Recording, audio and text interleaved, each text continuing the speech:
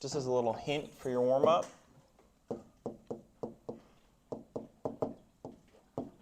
factor first.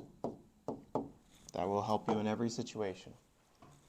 So if we're factoring first, we're breaking it down into the multiplication of other pieces, right? Each of these can be broken down a little bit.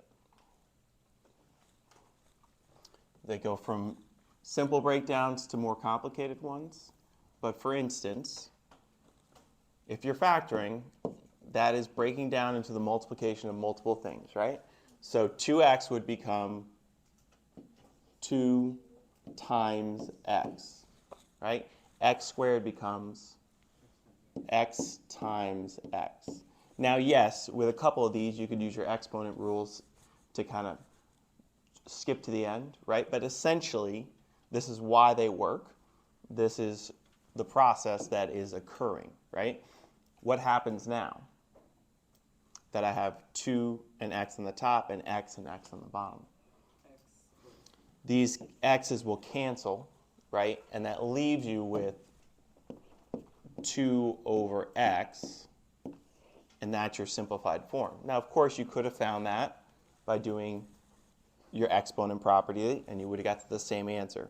But this skill, this breaking down and canceling, that's what we're going to do today. That's going to be really, very much involved today. So I want you to make sure you know how to do that. And you will need it for the third one. Okay? If you look at this next one, and we broke it down, what would the top become? 3 times x times x times x. On the bottom, 2 times 3 times x times x times x. Okay, good. Oh no, there's no third x. Thank you. Okay, and now we look at what cancels. See, when we break it down, it's easier to see what cancels, right? So what cancels first? These 3's. What else? 2 of the x's, and I'm left with just x over 2. Again, you could have got that by using some properties, reducing, right? But this part is really important for what we're about to do next, okay? Because you might look at this and be like, I don't know how this would possibly simplify, right? But if you factor it, it might reveal itself to you, all right? So if I factor the top, what would factor out of 3x plus 12? 3x plus 3 times 4. Well, 3 comes out of both, so you would divide them both by 3 and you get 3 times x plus 4. Okay? And then on the bottom, what comes out of negative 2x and negative 8? Negative 2, and if you divide them both by negative 2, you get x plus 4. So now, what do I see on the top and the bottom? You get to cancel x plus 4. You can cancel the whole x plus 4, and you end up with just negative 3 halves. Okay? So this is the same as this. We broke it down into the multiplication of other things, and then we saw stuff that we could cancel. Okay? That process will be important today. Okay? Now, before we get into new stuff, we're going to do a little summary of what we did last class. So if there are any questions on the homework, this will kind of address those questions as part of the lesson. Okay? So we're going to keep going. We're going to dive right in. Okay? So this is a summary of last class. This is when you have the graphing form of the equation, meaning like the nice form. Now, what is the nice form?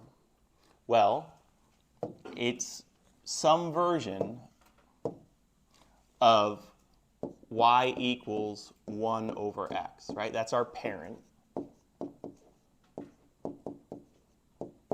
right? And yeah, it changes from there, but that's a nice form to graph in, right? looking ahead down here, this is not the nice form, right? It has an x on the top and the bottom, right? So the graphing form, the one we learned about last class, has no x on top, right? So if you get a situation where there's like 1 or 2 or 3 on top, you can use this method that we did last class. And what we did is we talked about what happens when things shift or move or flip, right? And we said, well, what happens is instead of y equals 1 over x, you have y equals 1 over, and then x plus or minus a number, we'll say minus h. And then on the outside, you add, and we'll say k. Okay? Now, we've seen h and k before when we had vertex form. Same thing. H made you move left and right. K makes you go up and down. Now, I know that when we get the h's and the k's and the letters, it's a little more confusing than if you see an example, so I'll do an example as well, right? So, for example, you might have y equals 1 over x minus 3 plus 2, right? So in that case, your h is what? Well, it's minus 8, so we have minus 3, so our h is just 3. And that's why we would go right 3. And then our k is, k is 2. So we would go up 2. Question? Does h have to be, does it have to be x minus h, or is it x plus or minus? It has to be minus for this to be true, because remember, it always goes the opposite of what's on inside parentheses. This is your parentheses, right? Minus h, well, minus 3 makes you go right. No, I'm saying For this? problem. For, Does it have to be minus? no, if it's plus, you're going left. Oh, okay. The reason it's minus in our parent function thing is to remind us we go opposite of whatever h is. Okay. So if h was negative 3, this would be minus minus 3. You're going left, but it's going to show up as plus. All right. Okay? But plus k, because we go with it. We go up, or if it's minus, we go down. Okay? Now, what does that have to do with our asymptotes in that form? Well, they're right in the form. Okay? Our undefined value. So thinking about here, right? In this example, what would make this function undefined?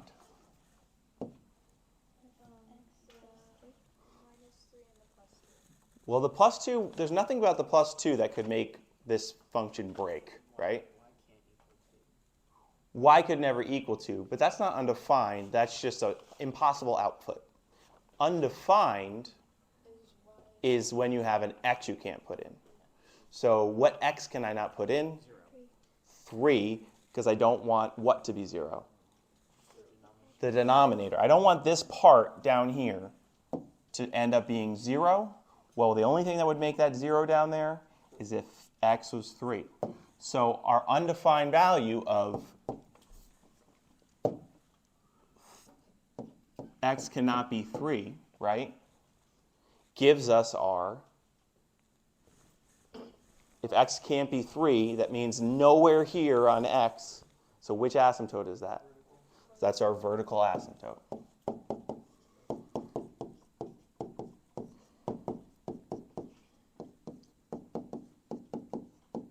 Okay, so if x cannot be 3, that means that this whole thing here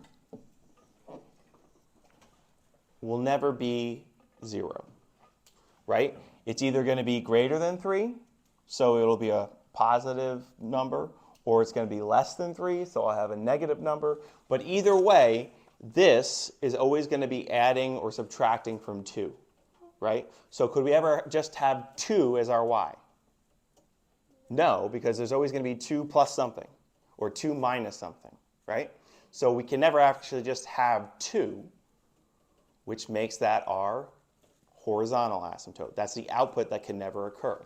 So because y can never be 2, that's our horizontal asymptote.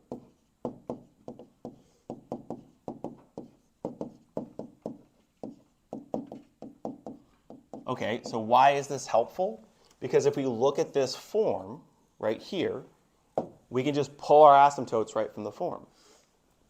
Our asymptote for vertical is always x equals h. And our horizontal will always be y equals k. Does that make sense? Like the vertical asymptote here is x equals 3, because it can't be 3. The horizontal is y equals 2, because I can never get 2 for y. Okay? So that's why asymptotes happen. You can't get those values, or you can't put in those values. Okay? So this is it's a summary of last class, but it's also kind of a trick. Now you can steal from the function to find your pieces. Okay? Now, that is in this graphing form where there's just a 1 on the top or a 2 or a number. There's no x on top of the fraction. But what if you have an x on the bottom and the top? And that's what's called not graphing form. It's when x is on top and the bottom.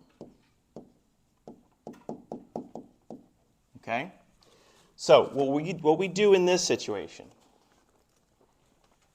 is a lot, actually. There's going to be some steps for finding the horizontal asymptote, and then on the back side of this page, we're going to talk about how to find the vertical asymptote. Okay? So first, we're just going to focus on how do you find the horizontal asymptote in this situation or situations like it. Okay? So what you want to do is you're going to look at the first term in both the numerator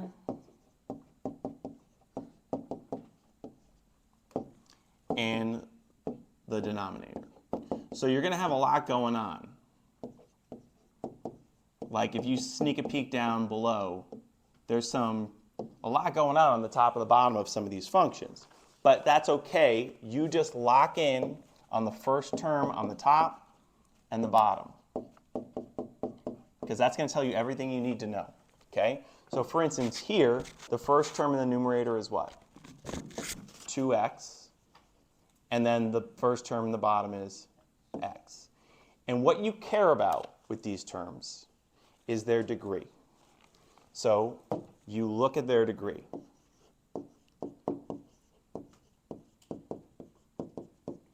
Okay? Now remember, degree is the power of the exponent.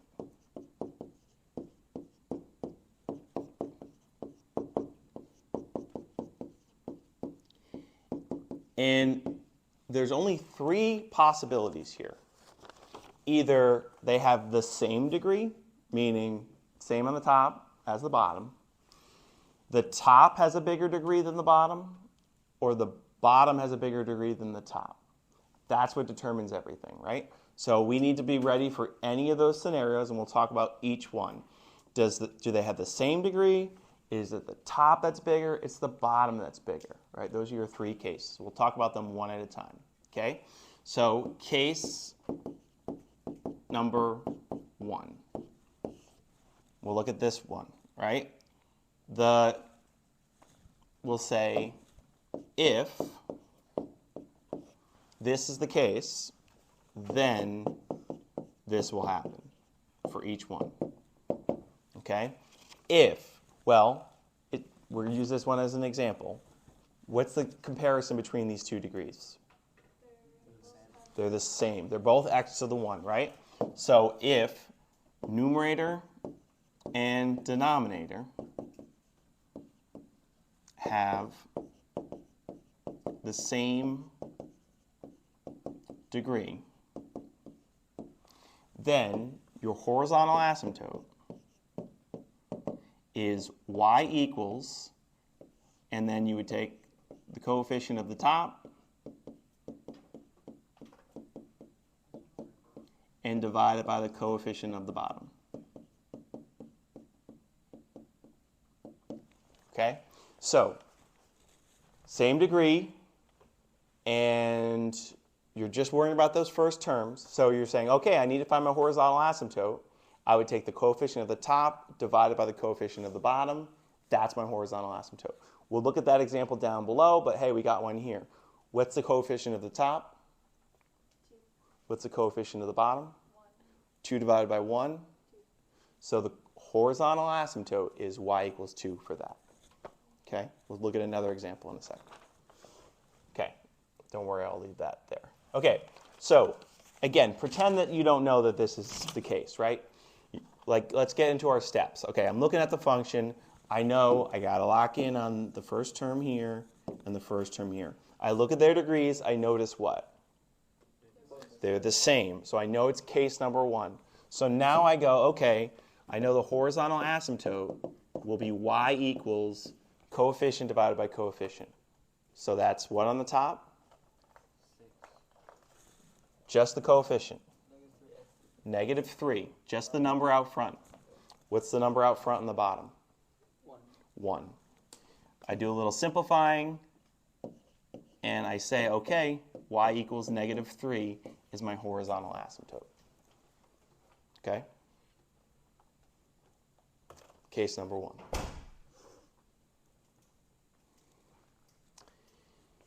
Of course, they're not always going to be the same degree, right?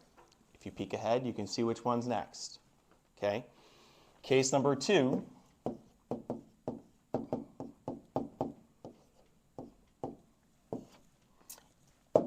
Another if-then.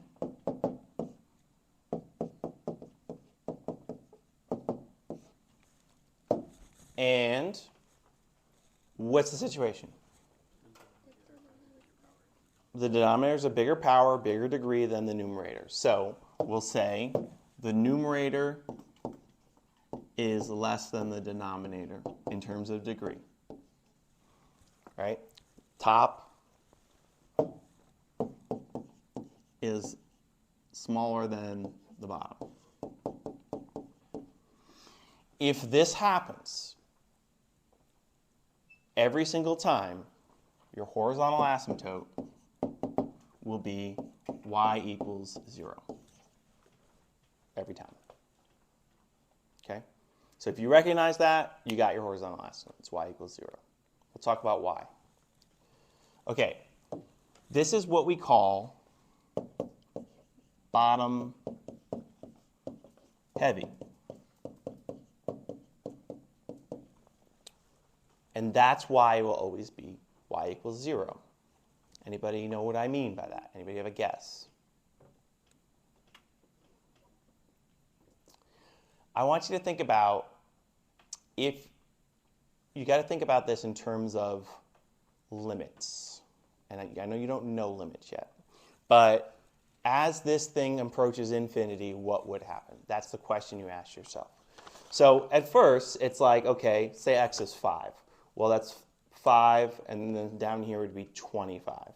Well, first of all, 5 over 25, it's going to be, what is that? Going to be a big number or a fraction? It's going to be a fraction, right? Then I make it 100. Now I have 100 over 100 squared. Which one grew a lot bigger? 100 squared. 100 squared is going to be huge compared to 100. Now think a million. A million over a million squared. A million squared is going to be way bigger than a million. What about infinity over infinity squared? Also. It will be way bigger. So the value is going to continue to get smaller and smaller, closer and closer to 0. If you have a bottom-heavy thing, you just got to imagine, as this gets bigger, this will get bigger, bigger, and faster, right? So the denominator will get bigger than the numerator, and bigger and bigger and bigger. While the numerator kind of grows, the denominator is going to grow way bigger because it's got a higher degree, which means you're going to get so close to 0 that you won't be able to tell the difference, and your horizontal asymptote will always be 0. Okay?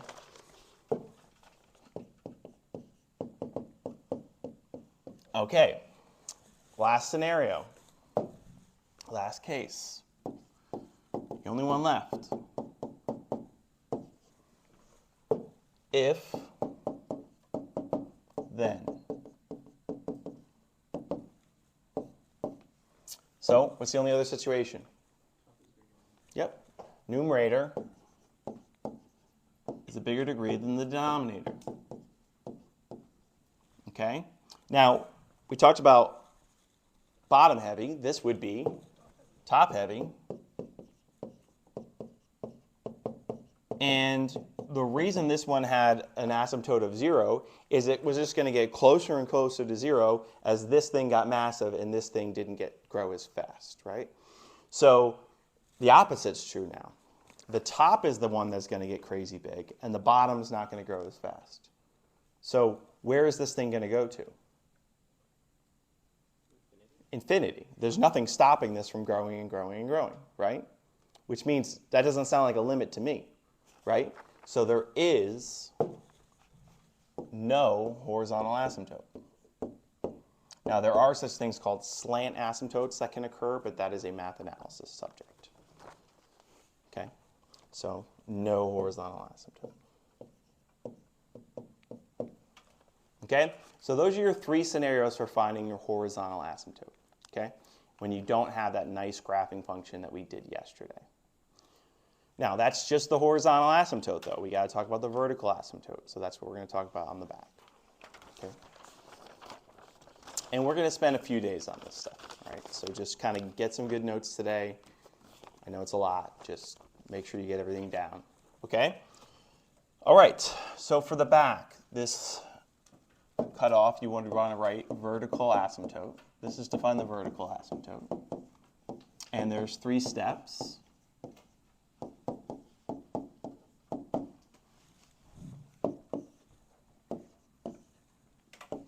And I'll give you like a one word and then a few more words to explain what those one words mean. So your steps are simplify, find your holes, and I'll explain what that means. And then your third step is to find your vertical asymptotes. Right? That's what we're going for eventually, but there's stuff we find along the way as well. Okay? Now, in order to simplify, you do what we did in the warm-up, okay? You factor and cancel if possible. Okay. So that's what we did in the warm-up. You would factor everything as much as you can, cancel what you can. The next step, you would say, okay, you'd ask yourself, what canceled?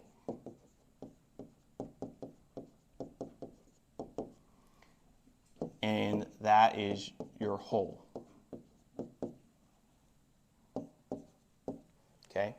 We'll talk about that when we get to that example. If something cancels, it creates a hole in the function. Okay? You can see in the pictures below there's little holes. Okay? Now, things are going to cancel, but things are going to be left. So you're going to ask yourself for vertical asymptote, what is left that is undefined? And that will be your vertical asymptote. Okay? If there's something left in the bottom that still causes a problem, that's a vertical asymptote. Okay? So what we're going to do is we're going to look at a few examples, and we're going to look at the graph first, so we almost have like an answer key. So when we do it algebraically, we can check that the algebra works. Okay?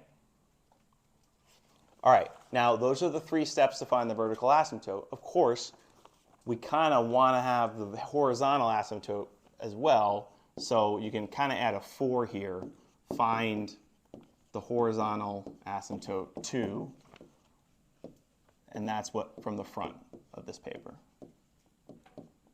Okay? Of course, we need to know that as well. But these are the 3 steps to the vertical asymptote, and then finally, when you finish, find your horizontal asymptote. Or find it first. It doesn't really matter. But you got to find both. All right. So let's take a look at this graph, this first graph here. Okay? See what we got. So I noticed some things here. I notice that. I notice I got that, right? And then I start looking for holes, and I don't see any holes. Okay, so this won't have any holes. We'll start with one without holes, okay? Now, let's create a little answer key for us here. Our vertical asymptote is where? What's the green one? It's at 2. So we should be able to find x equals 2 as our vertical asymptote. Our horizontal asymptote. Yeah, if I had to guess it, and this is why it's good to be able to calculate it, because you don't want to guess, but what would you say? Well, 1/2 would be higher, I would think. 1/3, 4/4. I think it's like halfway to, we'll be able to find out for sure, but it looks like it's halfway to 1/2, so that's 1/4. Okay? All right, so that's our predictions based on the graph, right? Now we'll do the math and we'll prove it. Okay, so let's go to our steps, okay? So our first step was to what? Simplify, factor, cancel. So we're going to see if we can cancel anything. Y equals, okay, on the top, x plus 6 is x plus 6. That can't factor any further. But on the bottom, I can factor out 4. Now, you might be making predictions in your head and say, nothing's going to cancel here. That will turn out to be true in this case. However, it's still worth factoring, because that x minus 2 on the bottom is still going to be helpful for us in a second. Okay? So you always want to factor. Whether you can cancel or not, factor. And you'll see why in a second. All right, step 2. You ask yourself, what? What's step 2? What cancels? Did anything cancel? No. Nothing canceled. So then we don't have any holes.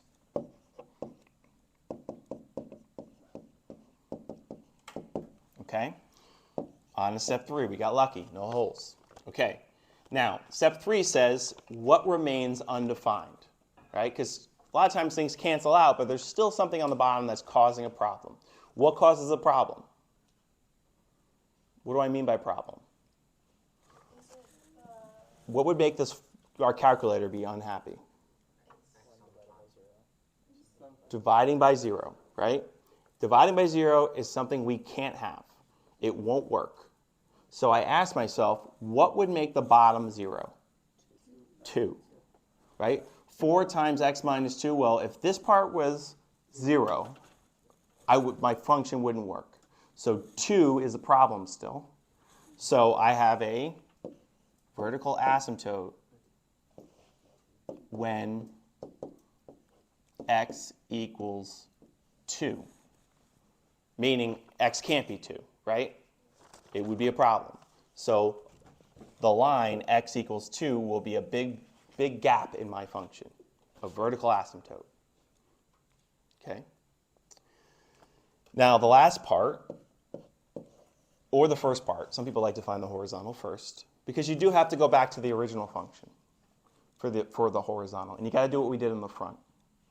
And we look at this and we say, okay, I know I'm only supposed to care about the first term here and there. And I notice they have what? Same, right? It's just same. So in that case, since it's same degree, yeah, you just divide their numbers. So that's y equals, and what's the top one? 1. And the bottom is 4. And that's my horizontal asymptote. Now, let's go back to what we found on the graph. Did that turn out to be true? Yeah. Yes. And it did turn out to be 1/4, because that's what we found. And now you can find out for sure. You can calculate it algebraically. Okay. All right, we're going to go to 3 because 2 turns out to be the most challenging one. So let's build to that. Okay? So let's take a look at the third one, C. Okay? same deal. Let's create an answer key for ourselves. Now, I notice a few things. What do I notice? The horizontal one is 1. Yep, so our horizontal asymptote is y equals 1. What else do I notice? Vertical asymptote is x equals 5. Anybody see anything else? There is a hole right there. There's a hole, and it appears to be at 3, negative 2.5. Okay? Now, notice that hole is kind of like a point. A hole is where a point isn't. And points have x's and y's, both. So we're going to have to find both. Okay, we'll get there. But a lot of people just find the x and they tell me hole at 3. No, you need to tell me the point that the hole is at. Okay? All right, so let's start this thing. Ready? So the first thing I do is I try to factor and cancel. Now, I know that for some people, that magic x has to happen over to the side to figure out what those factor into. That's okay. Go over to the side, do your magic x that you need to do. If you feel like at this point you're comfortable with some mental math for the magic x, you can do that too, right? I'm going to just say, hey, magic x, we've done it enough.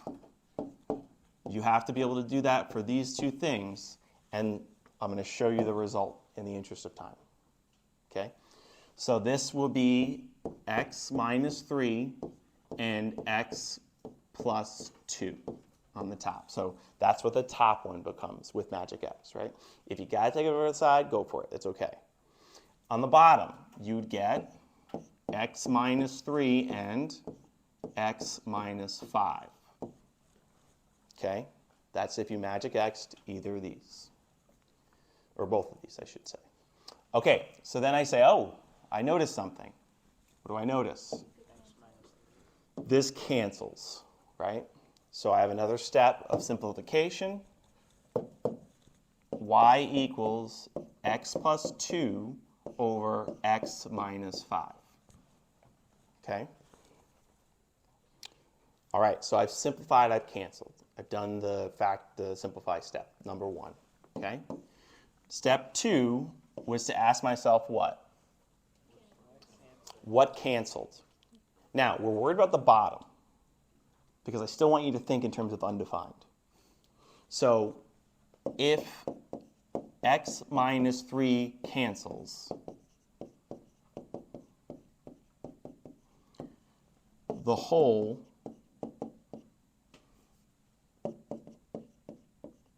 is at x equals 3. Okay? The reason that there's a hole is because the function, if you plugged in 3 into this, 3 squared minus 8 times 3 plus 15, you'd get 0. Okay?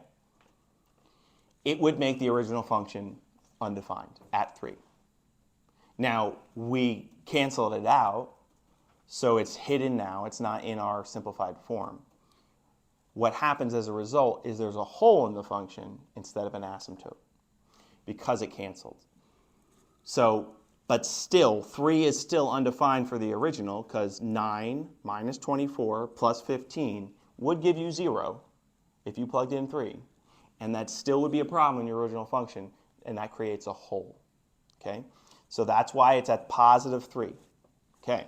Now, what do you need to do? You need to know the y value. So you use this, right? You don't need to plug it into the original.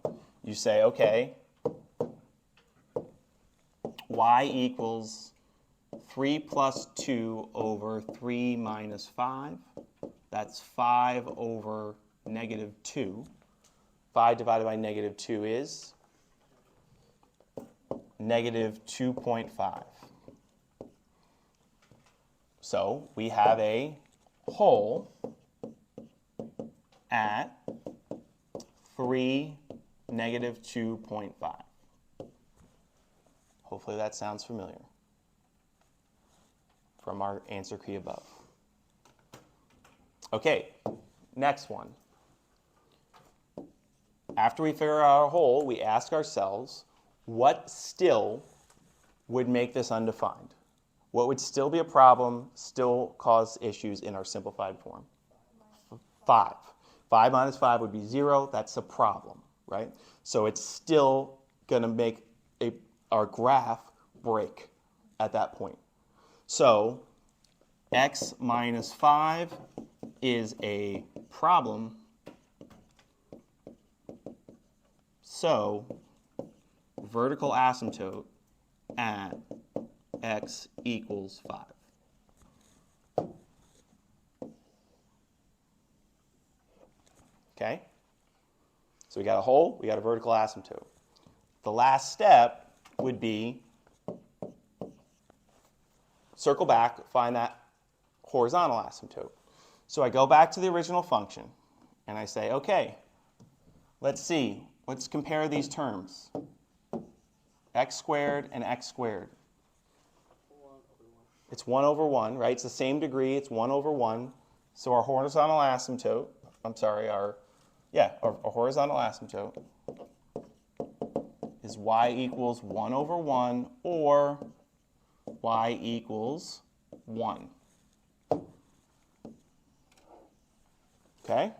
Now, we said y equals 1, x equals 5, 3, negative 2.5. Look at the graph.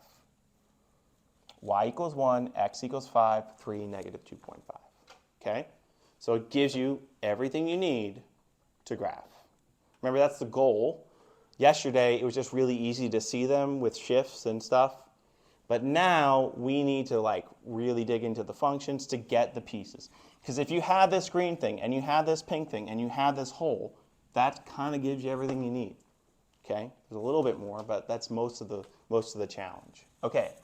So we have about 10 minutes. What I want you to do is try this one. Now, do the same thing we did. Make yourself an answer key up above. Right? Vertical asymptote, whole, horizontal asymptote. Now, notice what is different here. There's 3. There's one thing going across, and then there's 2